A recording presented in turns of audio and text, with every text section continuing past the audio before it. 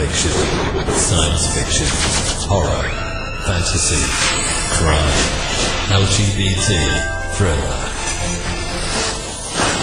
You have now entered the House of Mystery with your hosts, Eric Shapiro, David North Martino,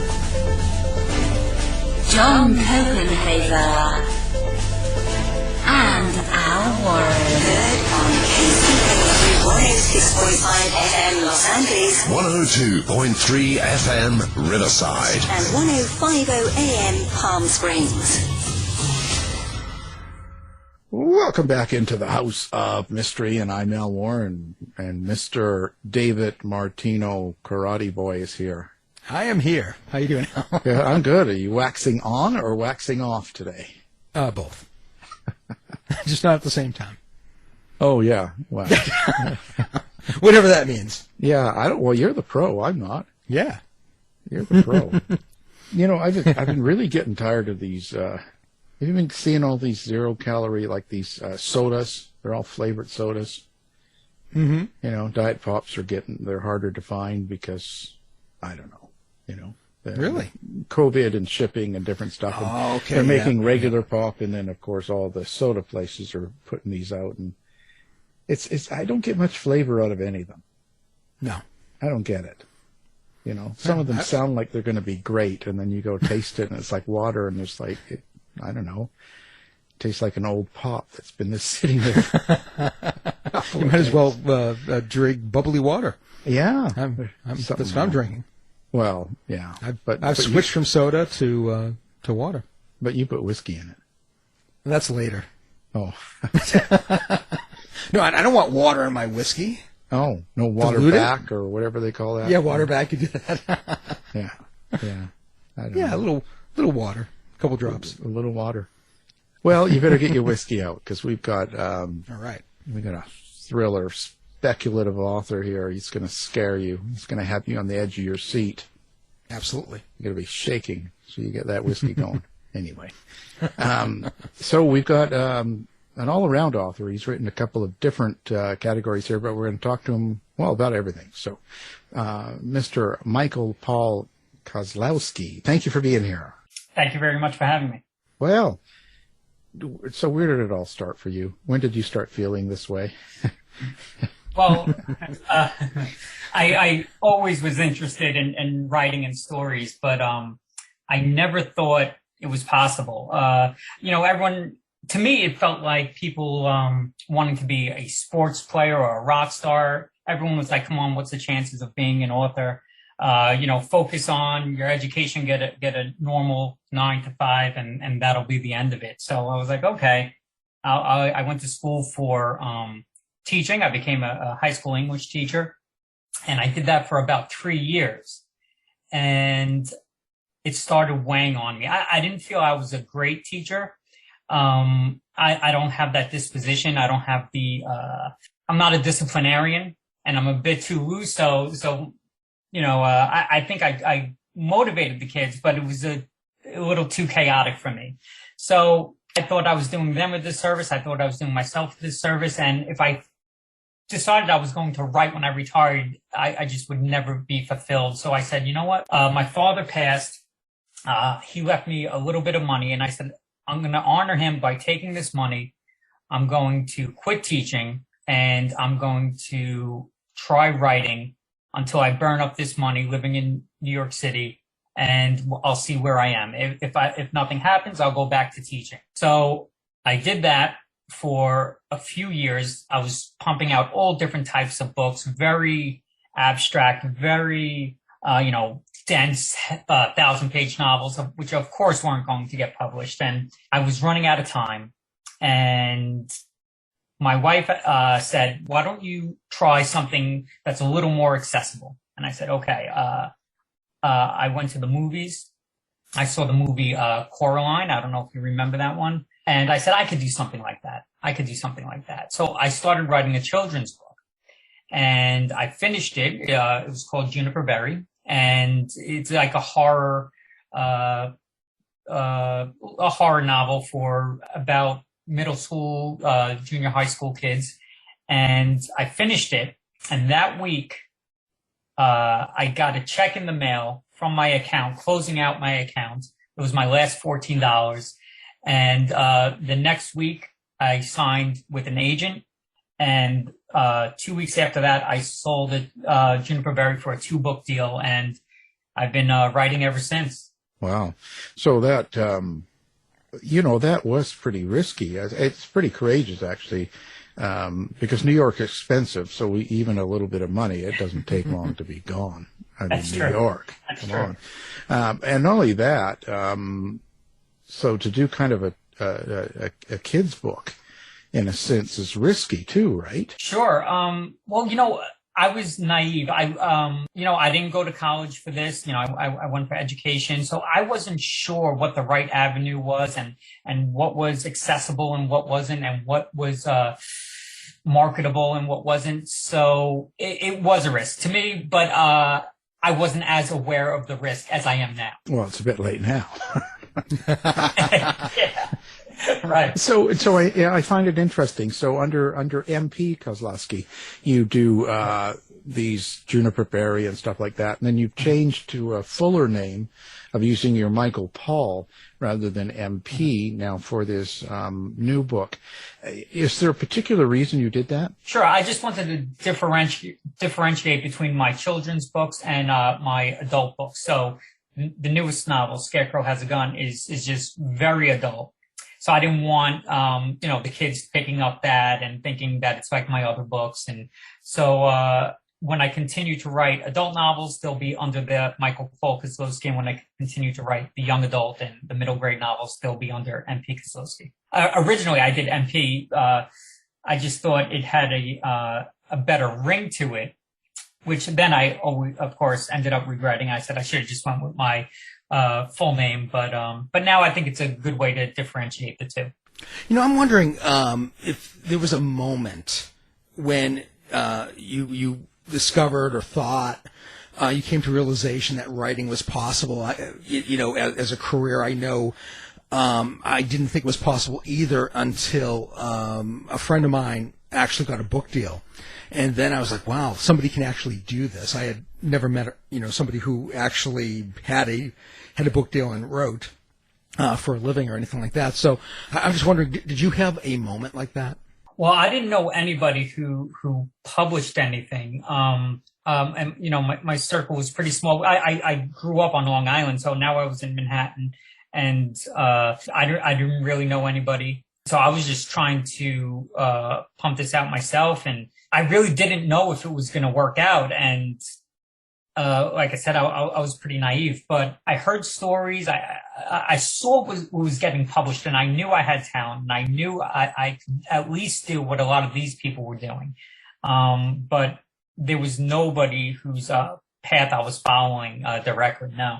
So what made you go into the speculative fiction kind of thriller style from the young adult? Sure. Well, I love speculative fiction. I love adult literary works. That was what I started writing when I first set out, and I happened to fall into the children's books.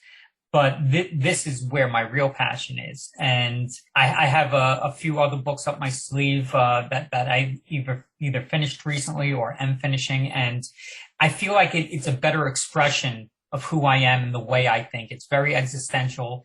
It's philosophical.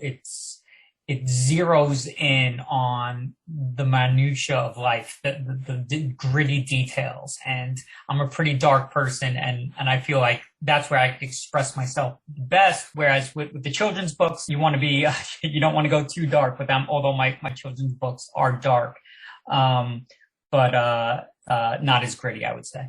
So you don't want to scare the kids as much as the adults. That's right. Well, yes, I definitely scare them both, just in different ways. Wow. So how do you decide? Like, so here you are. Here's Michael sitting at home there in New York, and he's broke, and he's going to write this this book, this speculative fiction, how does it start for you? Like, does it start with the character? Does it start with the idea, the story? Something happened to you, or something you saw made you think, well, what if that happened? And like, where does it all start in that mind? For this book in particular, or for actually for any book, or if it's similar, but if it's different, then we'll talk about that. But in this book in particular, because it's your new one, The Scarecrow Has a Gun, what was going on there? Yeah, there's definitely always has to be a jumping point. That's something that just sparks it in me. And for this book, funnily enough, I was trying to write a memoir about my childhood, which there was some tragedy in my childhood, and it was very important to me to get it down. It was my family story, so I started writing that. And to do that, I had to interview all my brothers and my mother and everyone, and get their stories. So what I realized once I started comparing notes is that we all had different memories about the same events. We were coming at it from completely different perspectives. And I said, no, wait, I thought you weren't there for that. And, well, I thought this didn't happen, but this happened. And it was all different. So it started me thinking about memory a lot, which Scarecrow Has a Gun is mostly about. It's about memory and the pitfalls of it, and how our lives aren't what we really think they are. So I'm writing the memoir, and I can't get this thought out of my head that basically our lives should come with a tagline based on a true story, that we live different lives than what we remember. And I said, I need to get this down. So I set the memoir aside, and I started writing this novel about a man who gets a box that can replay every memory he's ever had. And it plays them in random order, and he starts watching these memories, and they're not lining up with what he thought he remembered. And he starts wondering if it's being manipulated, if it's faked, if he starts questioning everything, because that's how I felt at that time. Wow. So how much of yourself do you have to put into this when you do something like that? Because you're kind of going with a lot of your own memories, or how your memory works, and things from your own life. How far would you go in a book like this? My personal views, experiences, they're all over this book. They're not directly translated into the novel. There's pieces of me everywhere, and inspiration and jumping off points. I believe that every writer is somewhere inside of every character, no matter how different, no matter how nice or how evil. We're in every single character. And so a lot of these memories, they're not direct memories of things I've experienced, but the essence of them and what I was struggling with, that's all in there. So it's definitely a microcosm of what was going on inside my head at that time. So your main character, Sean, how do you experience that character, and how did you come up with that character?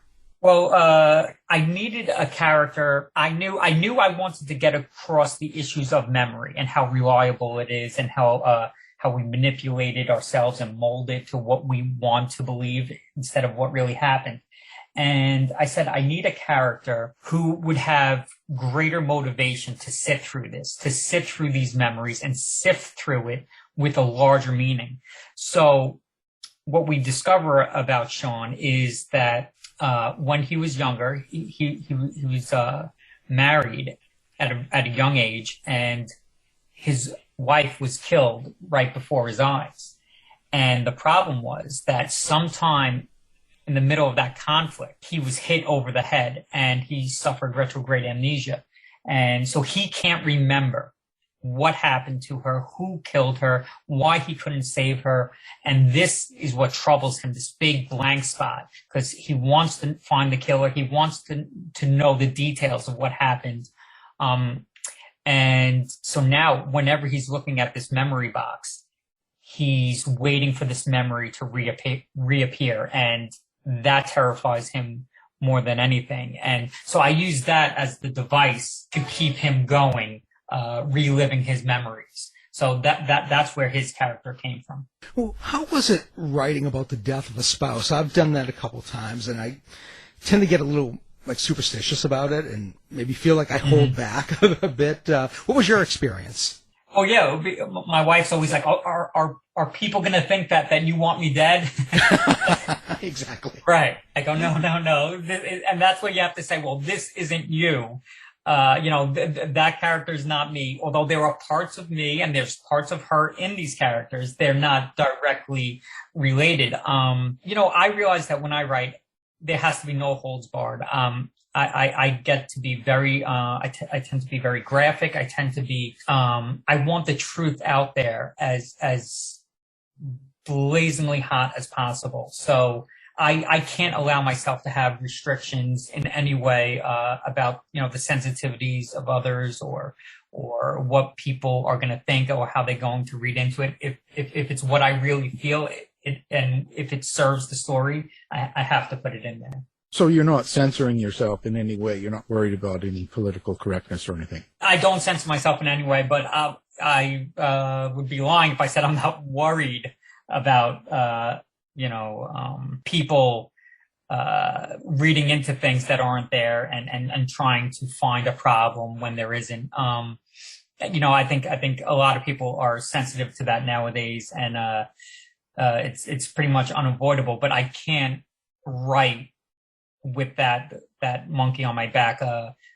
constantly concerned with what they're going to think. Although, once it's then written, when I'm done, and I say, oh, what if somebody gets offended by this, or what if somebody has a problem with that? And, I deal with it afterwards. So what is your kind of process here? So do you set aside time every day and sit down and write, like kind of, 5 hours a day, 5 days a week and all this? Or do you have to kind of wait till the feeling hits you, or kind of where does it go for you, and how do you create? When I first started, I was, inspiration, when it strikes, that's when I would write. And so, sometimes I wouldn't start writing till late at night, and then I'd write into the morning. And, I had a crazy schedule and just whenever it fit. But then once you get married, you have kids, you go, okay, I have to start being structured now. So in the beginning, I would work from home, obviously, and my wife would go out to work, and I would have the kids at home, and I'd only be able to write during their nap times. So I'm stressing it, and I go, okay, you have to be inspired now. You have an hour and a half to get this in. And then they would go off to school, and I would write while they're at school. And then when they're home, then it's family time. And now during the summers, my whole summer is lost. There's no way I could write with the kids in the house, because I do need deep focus and deep concentration, and there's just too much chaos. So I tend to take off in the summers. And then my kids start school again tomorrow, so I plan to get back behind the keyboard tomorrow, and I'll write from the minute they leave until the minute they get back. And do you actually experience your characters like a movie or like a sound, or do you hear voices? Like, where does it go for you? Or are you more of the in charge and you kind of create everything and put it down? Well, it's funny. A lot of people describe my books as being very cinematic. And I think that's the influence that movies had on me as a kid, that I originally wanted to be a film writer and director. That was my original passion. And I think that transferred into my books, that I see it as I'm writing as a movie. So it's very cinematic. If I could film my books, I could do it easily, because it's all there in my head. Where do you see yourself going now? Like, do you plan on following this sort of speculative fiction sort of world? Yes, I definitely have a follow-up book in the works that's a similar type of speculative fiction, where it's about a man infiltrating cults of technology, but it's more satirical. So he infiltrates a group of people that are obsessed with arcade machines, especially one in particular that they believe is killing people. Another one where they think a karaoke machine has become sentient. Another one with people worshiping sex robots. And so it's basically me trying to say how we got here today, this cult-like mentality. So it's not as much of a thriller as it is a satire. So, but it's in that speculative bent. So, that's probably what's coming next. Although my children's books are speculative as well. I'm currently shopping around a poltergeist type story for a young adult book. So I'm going back and forth. Would you say that your speculative fiction is kind of multi-genre? Definitely. Like a mixed? Definitely the children's books. The adult books, I would say, if I had to classify them, they would be speculative, adult literary fiction. Whereas the kids' books, they're speculative, but I have some are fantasy, some are science fiction, some are paranormal. So those are all over the place. It's interesting. Do you find that mixing genre does that make it more difficult to publish? You know, to get those books in print, like for the children's books? I think it is. I think everyone wants to put authors in a box, and I never wanted to be that type of author who could only write one thing, and you know, every book cover looks similar, and you kind of know exactly what you're going to get. I like to jump all over the place, and I have a lot of interest, so I always want to write about what's interesting me at that moment. I almost think when you're talking about memory and the failing memory, or the way people remember things different, and what we do to manipulate our own memory, and also what happens to our memory, you know, organically maybe. Mm-hmm. When you're doing all that, is that sort of a point that you want people to take away from this book? Definitely. It's basically like the philosopher John Locke said, that there's two people inside of us. There are people who perform an act, and there are people, the person who remembers the act, because those are completely different things. That you and I could have gone to a concert in the past, and if you don't remember that concert at all, it's almost as if saying, were you even there? If I was moved by that concert and had a tremendous effect on the rest of my life, I always think back on it, it clearly affected me. I was there. But if you were there, weren't moved, totally forgot about it, we could say you were never even there, if you have no memory of it. It's kind of like also with think about when you're driving or washing dishes, showering, we almost enter this animal-like state of just simply existing reflexively and instinctually, that sometimes you finish an act and you go, I don't remember anything that happened. I don't know how I got to the end of this, because your mind is somewhere else. And, you know, there was an interesting case that in 1987, a Canadian man killed his mother-in-law while he was sleepwalking. He bludgeoned her with a tire iron. And he ended up being acquitted because the judge deemed him to be a different person when he was awake than when he was sleepwalking. And if we were to punish him, which if you put him in prison, you know, part of the goal of prison is justice. And then the other two are it's a deterrent and it's a rehabilitation. But if he has no memory of doing this, and when he's awake, he's a good person and means well and wants to do good things, how is he being rehabilitated? How is he learning his lesson if he doesn't even remember doing it? So there's all these complications with memory, is about, you know, does it make us who we are?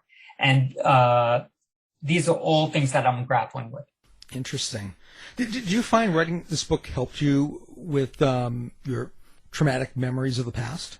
You know, I think it did. And I think almost the entire message of the book is basically saying we can't trust our pasts. What it teaches me is that all we could really believe in, because we don't know what's going to come in the future, is the present, the immediate present.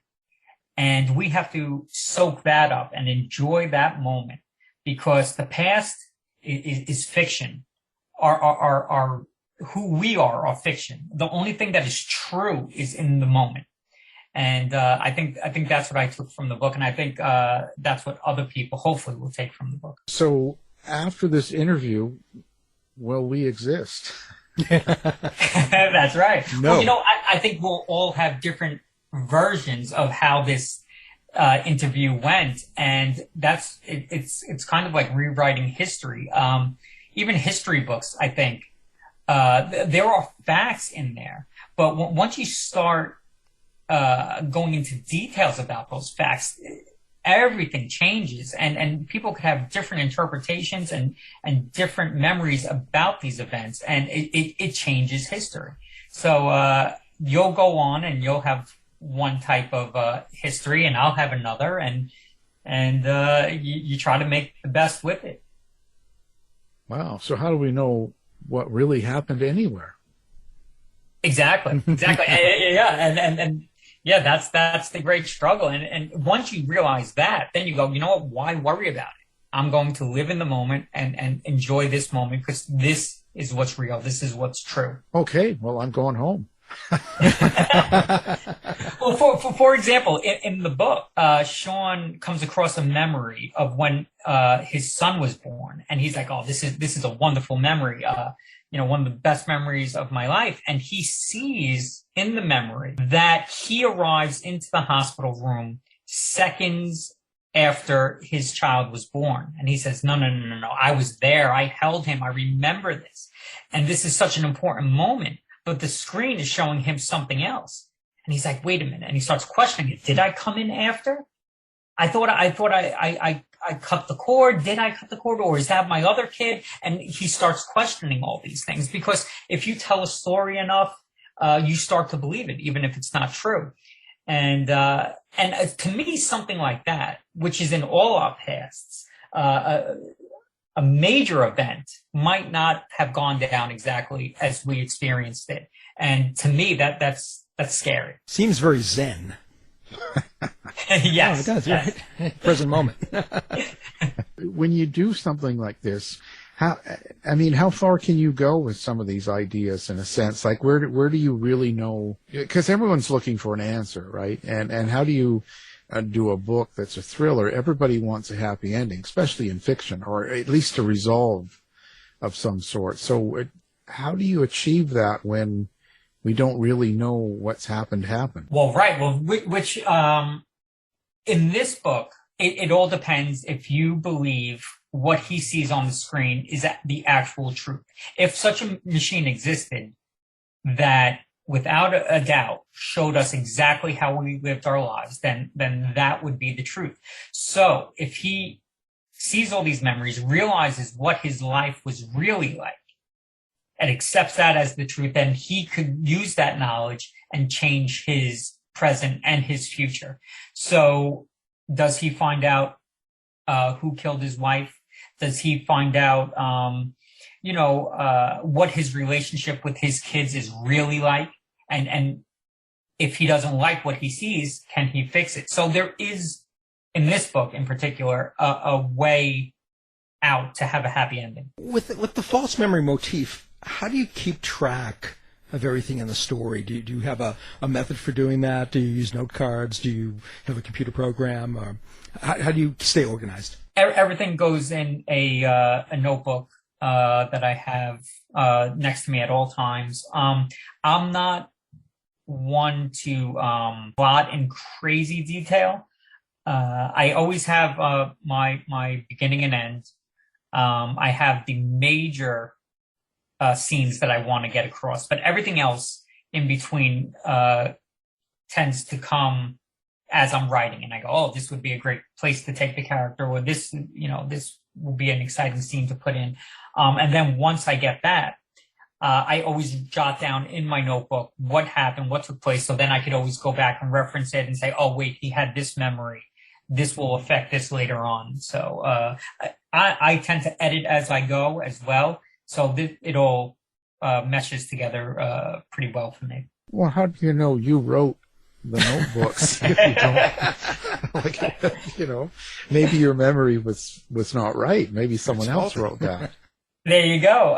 Well, you know, like so many times I'll come across old notebooks of mine, and I'll look at story ideas or just lines that I wrote down, and I'll stare at it for minutes going, I don't remember this in the slightest. Like, and so it's a little scary. And, you know, I have old journals and diaries, and I haven't even opened those up because I'm like, I don't know what I'm going to find. And there's going to be things that I remember that I don't want to remember, because whenever I tended to write in my journals, I tended to be in a depressed state when I wrote those. And you know, if I forgot those, then maybe that's better. And that's another thing is that with memory, there's so many negatives that happen to us that we forget about, that in order to move on, you shut them away.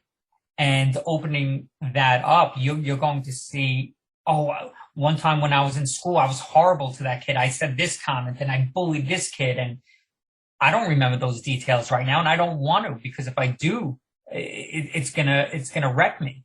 And, you know, so there's pluses and minuses. So I always ask this of a lot of the speculative fiction authors.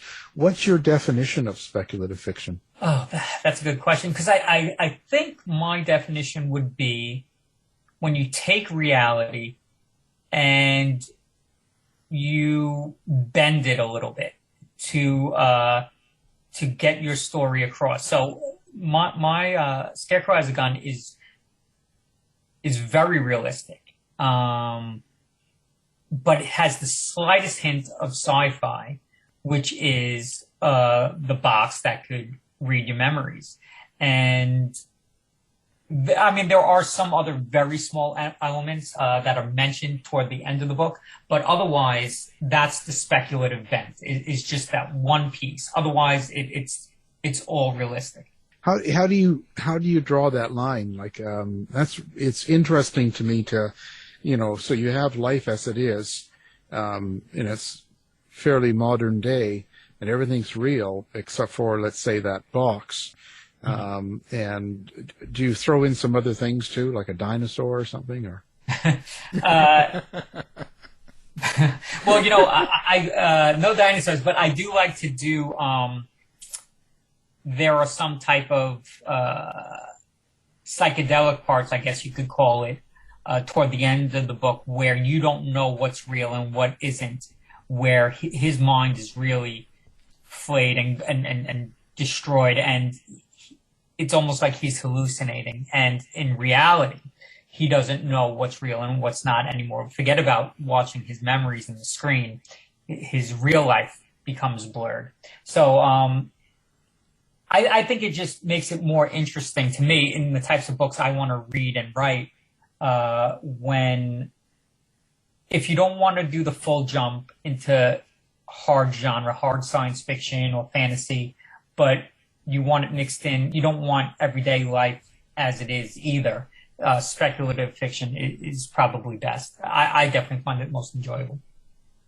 I've got to think that going through the process of putting together this book with so much thought toward memory, and some of your memories and then other people's, and the way your characters go through all this tragedy and stuff, in a sense, with all of that at the end of it, when you finally get it kind of finished to be published, I've got to think that plays a toll on you as well. It's got to have changed you somewhat in the way you look at your own life. Well, it definitely does. And the thing that makes me feel good is that a lot of people who have read the book, whether I know them personally or I see reviews online, whether they liked it or not, they all come away saying it made me question things. It made me look at my own memories, at my own past. And that's all I could hope to do as an author. Because now you're on my playing field, this is how I feel all the time. I'm constantly questioning and constantly trying to look at the bigger picture. And this book, it's something, memory was something I've always grappled with. But when you dive this deep into it, it expands it even more. So now there's nothing I could do where I'm not relating it to some type of theme from the book, some type of memory, and I'm always making jokes to my wife, and is this real, and is this not? Did that really happen? So yeah, it's in my day-to-day from now on. Wow. What do you think for yourself when you pick up a book and you read it? What makes a good, let's say, speculative fiction or science fiction or anything like that? What makes a good book for you? Definitely, I need the writing to be elevated. That's important to me. I want to be moved by the language. One of my favorite authors is like Don DeLillo, Jennifer Egan. I like a lot. Authors like that have a gift with language. To me, that's the first thing that has to stick out. And then after that, Dave Martino in there too, or you're supposed to say yes. Yeah, It's okay. no, but I'll be glad to check Dave out. Yeah, definitely. Language, and then after that, it's making me see something in life that I haven't already noticed, or if I have noticed it, making me see it in a different way. I don't like as much light reading. I like to really be immersed. So do you think that older science fiction and that sort of genre compared to modern day science fiction, because I say that because nowadays, it's speculative fiction. There's all these different versions. We have so many different mini genres, that back in the old day, it was just science fiction or horror, right. there wasn't the classification. But do you like older stories better, like some of the classics? Or do you think modern day writers are doing a pretty good job? I go back and forth. I don't just read modern authors. I do like to go back and, like Philip K. Dick was one of my favorites. I read every single Vonnegut. Stephen King I read a lot of. So I do like, and I guess you could go farther back than that and go, H.G. Wells and Lovecraft. So to me, they're just as good as modern authors, if not better. So I could go anywhere on the spectrum. Yeah, it was just that being a teacher. When you were teaching, do you find that students or younger people today or nowadays, do you think that they're as good a writers or as good at language, let's say, or scripting, let's say, as people, let's say, even 20, 30 years ago? Well, it's hard to say because I haven't taught in 20 years, but from my experience when I was teaching, like it's always been, there are kids who are completely turned off and don't want to learn or don't want to read or don't want to write. And then there are the kids who you could tell they cling to it and this is for them and they really thrive with it. And I think that's the story of how things were, 50 years ago, and that's how it's going to be 50 years from now. I think there are always going to be people who are passionate about it and people who couldn't care less. Did you take anything from your teaching career into your writing, whether it's how you approach writing or through, maybe your process? Sure. I the thing that helped me the most was teaching the classics over and over and over again. because every time you read it and you're talking to the kids about it, you're picking up something new. And most of us, when we read a book, we'll read it once and move on and never read it again. And when you study something over and over again, you start to see how they did it. You start to understand why it's so great on the smallest of levels. And I think that really helped with my writing. Because, if I'm doing Gatsby or Great Expectations or Lord of the Flies, Catcher in the Rye, whatever, I would have read those only once. But now I had to go back to them. And I was teaching it 5 periods a day. And I just got such a renewed appreciation for it. And it really left its mark on me. Well, hopefully it healed. No, that's one I don't want to heal, Well, and so when you're writing young adult fiction and things like that, what would be the biggest difference between writing that as compared to something like Scarecrow? What I noticed is when I write children's books, I always want to relate it to something that's going on today or something that people have to deal with. And I noticed with my children's books, it's on a much broader scale. Like Rose Coffin was a metaphor for the suppression of women's voices and about trying to find a purpose in life. So these are broad topics that I would tackle in my children's books. But with my adult books, I zero in on something. So memory, I just take it and I go all the way down with the microscope as far as it could go, and I analyze every aspect of it. So it's not as broad. I noticed that's the difference. With the kids' books, I tackle big topics in a broad way, and with adult books, I do it on a very surface, under the heaviest of microscopes. So let's see. Now, are you doing social media? Or are you interactive with readers and people, or do you have a website? How do people find you? I do. I have a website, mpkozlowsky.com. I am on Twitter and Instagram, mpkozlowsky, at mpkozlowsky. And, sometimes I always get emails through my website from, people who read my children's books 10 years ago, and they're still writing to me about it. And it's such a great, thing to receive and to read these emails, how much I touch them. And I hope, people continue to write to me, to contact me on Twitter. So I'm just now starting to build my adult audience. So I don't know if they'll be sending me emails, but hopefully, they connect through Instagram or Twitter. That'd be cool. Yeah, they do. They're just a little bit meaner, but right. They're still there. Of course, we'll have your website up on ours as well, so people can find you easily. One click, and stuff.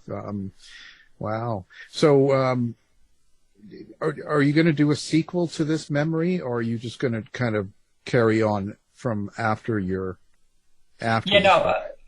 Scarecrow is a one and done, so that one's all finished. I'm already moving on to the next things. Okay, well, that's it. It's always good to know. And well, fantastic. It's been interesting. We have your book, everything up, so people can find you. And did the COVID interfere with your sort of writing any, like emotionally or stressful, or? It was stressful because my kids were home, and I was like, they were learning on their laptops, and I had to basically be like a second teacher in the classroom. So I was very stressed. I lost a lot of writing, and again, I had to adjust and try to find a new way to get my ideas down. And I started handwriting a book on pads, and that's the thing. Once you become a parent, you have to be a lot more creative in finding time and ways to do what you need to. Yeah. It's kind of what goes on. Right. Yeah. Anybody you want to work with? No one in particular, but I would love to, be involved in like anthologies or, I'm always looking for opportunities. So if anybody's out there looking for a writer, please hit me up. I'd love to get more of my work out there. Well, fantastic. Well, again, I appreciate you being on the show. And the book we're talking about is your new one called Scarecrow Has a Gun, and that's Michael Kozlowsky. Thank you for being here. Thank you so much for having me. Thanks, Michael. Tired of wasting time trying to decide what to watch on your streaming service? Go to our website and look for the Martino Movie Reviews. You've been listening to the House of Mystery radio show. To find out more about our guests, hosts, or shows, go to www.houseofmystery.com. Show's over for now. Was it as good for you as it was for me? Yeah. Good night. This has been a production of Something Weird Media. I'll be back.